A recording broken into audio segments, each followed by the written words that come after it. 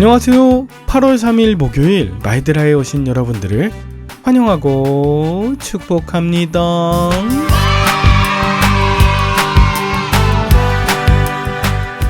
요즘 날씨가 매우 무덥고 폭염주의보가 내려져서 한낮에는 햇빛에 피부가 따갑게 느껴질 정도입니다. 그러는 사이 마이드라는 어느덧 450회를 향하여 나아가고 있고, 이제 다음 주 중순이면 로마서를 마치고 고린도전서를 함께 묵상하게 될 것입니다. 작년에도 무더운 태양 아래 가방을 어깨에 메고 매일 독서실로 향했던 것이 엊그제 같은데, 어느덧 1년 반이 넘어가는 상황이 잘 실감이 나질 않아요. 마이드라가 아니었으면 내가 매일매일 말씀을 묵상할 수 있었을까? 각종 힘겹고 어려운 상황 속에 하나님의 인도하심을 받을 수 있었을까 돌아봅니다. 진심으로 감사할 따름입니다. 그리고 후회하지 않습니다. 함께 해주시는 여러분께도 감사한 마음을 담아서 오늘도 힘차게 마이드라를 시작해보도록 하겠습니다. 자, 출발!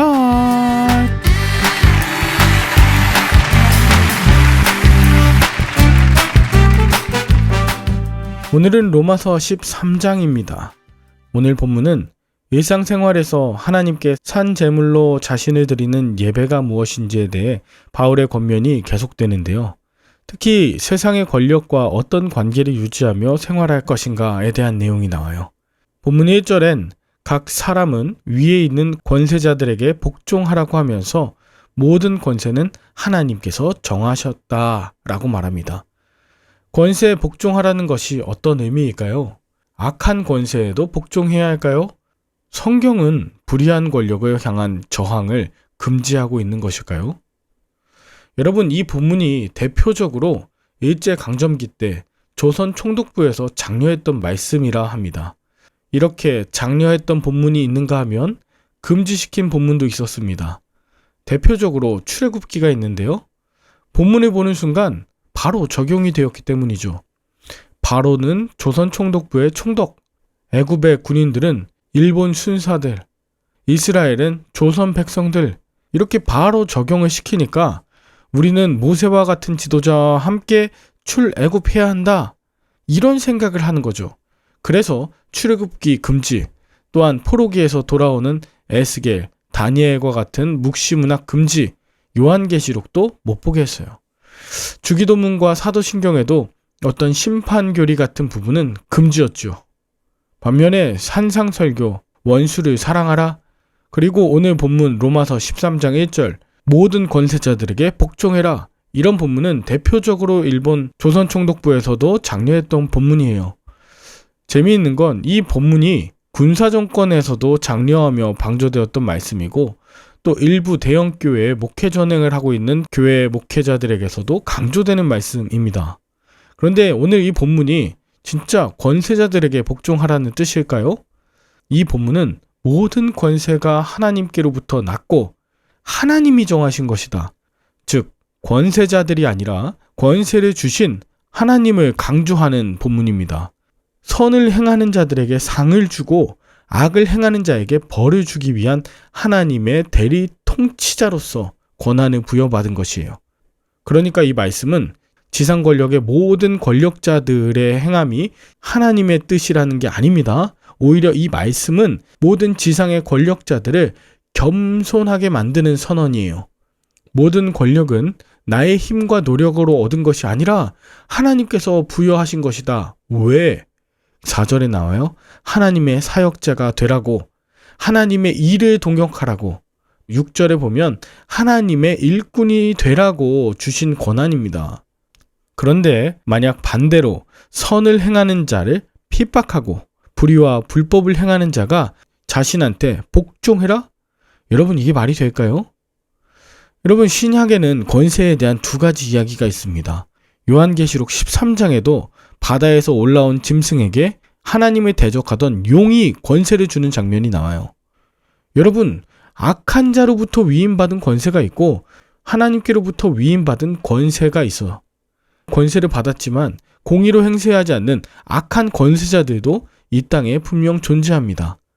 그러므로 오늘 로마서 13장에 바울이 권세자들에게 복종하라고 하는 것은 로마의 최고 상위권자, 결국 로마 황제일 텐데 바울이 하나님이 아닌 로마 황제에게 순종하라? 이거 아닙니다. 바울은 하나님의 동역자와 하나님의 일꾼들에게 순종하라는 것이지 로마 황제나 바로에게 복종하라는 것으로 말한 것이 아닙니다. 적당하게 타협하면서 불의에는 방조하고 하나님의 일꾼을 핍박하는 일에 동조하는 자는 하나님의 심판이 임할 자예요. 더 나아가 권력을 지닌 자가 자신의 불의함에도 복종하라고 하는 의도로 이 말씀을 강조하고 장려했다면 그것이야말로 하나님의 뜻을 완전히 왜곡하고 우상숭배의 배교라 할 수 있습니다. 권력을 가진 자는 두려워할 자를 두려워하고 존경할 자를 존경하는 하나님의 대리자가 되어야 하는 것이죠. 그래서 스코틀랜드 종교개혁가들이 했던 말 중에 불의한 권력자에게 저항하지 않는 건 하나님께 저항하는 것이다 라고 하는 말이 있어요. 그러므로 여러분, 믿는 자들에게 요구되는 능력은 권세자들이 하나님의 대리자인지 아닌지를 분별하는 능력입니다. 선하고 의로운 자들을 핍박하고 또 악하고 불의한 자들에게는 상을 주는 잘못된 권세자는 아닌지 분별하라는 것입니다. 분별 없는 믿음과 맹목적인 신앙은 오히려 잘못된 열심으로 빠져 우상숭배로 이어질 가능성이 있죠. 권세자들이 우상이 되고 재물이 우상이 되는 것이죠. 불의한 권력을 향한 저항도 모두 금하며 그저 불의에 순응하게 되는 것이죠. 그러므로 바울은 11절부터 마지막 14절까지 자다가 깰 때가 되었으니 어둠의 일을 벗고 빛의 갑옷을 입자 합니다. 이것이 순응이 아닌 저항입니다. 주류 가치를 거부하는 것이에요. 방탕하거나 술 취하고 호색하고 다투거나 시기하지 말고 그리스도로 옷 입고 온전한 행실을 하라고 도전하는 것입니다. 정욕을 위하여 육신의 일을 도모하지 말라. 이것이 바울이 로마 교회에 진짜 전하고 싶었던 말씀이죠. 여러분은 구원이 임한 참된 예배자의 삶을 산다고 하면서도 그저 불의와 탐욕 앞에서 침묵하고 분별 없는 믿음과 맹목적인 동조의 삶이 계속되지 않길 기도합니다. 내게 어떤 작은 권력이 주어진다 하더라도 그것이 하나님이 주신 것이다. 그래서 그 의미와 목적을 바르게 깨달아 선을 베풀고 작은 일에도 바르게 힘쓰는 자가 되는 것. 시대가 혼탁해질수록 정욕과 육신의 일을 추구하는 삶에서 벗어나 빛의 자녀들로 사시길 축복합니다. 응원합니다. 함께 기도할까요? 하나님 아버지, 하나님께서 부여하신 권세를 귀하게 여기고 하나님의 사람, 하나님의 사역자로 서게 하여 주시옵소서. 하나님께 순종하는 자 되길 원합니다. 삶의 예배자로서 거룩하게 구별된 삶을 사는 빛의 자녀들 다 되게 하여 주시옵소서. 작지만 변화를 살아내는 능력, 악이 아닌 선을 행하는 데 두려워하지 않는 담대한 자로 변화시켜 주시길 간절히 바라오며 십자가를 지사 거룩함을 이루신 예수 그리스도의 이름으로 기도 올리옵나이다. 아멘. 오늘도 좋은 하루 되시길 바라며 저는 내일 다시 찾아뵙도록 하겠습니다. 샬롬.